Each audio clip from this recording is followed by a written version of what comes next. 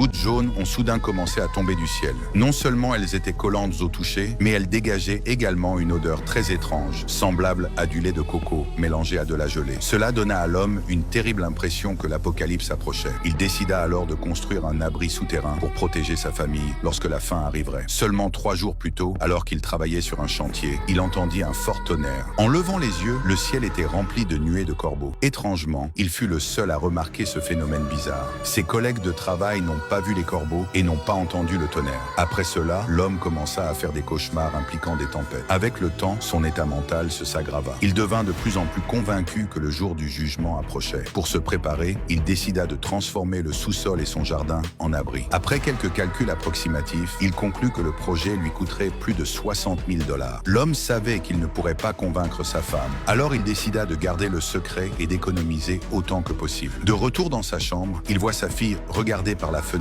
une silhouette mystérieuse. Craignant le pire, il la prit rapidement dans ses bras et sortit. Mais la silhouette ne partit pas. Au contraire, elle commença à frapper la porte avec une telle force que toute la maison se mit à trembler. L'instant d'après, quelque chose d'encore plus étrange s'est produit. Tous les meubles de la maison ont commencé à flotter dans les airs. L'homme tenta de se réveiller et réalisa que tout n'était qu'un autre cauchemar. En voyant la tache humide sur son lit, il sut qu'il ne pouvait plus attendre et décida de commencer immédiatement la construction de l'abri. Le lendemain, il fait secrètement un prêt sans en parler à sa femme. Ensuite, il se rendit dans une quincaillerie pour acheter des masques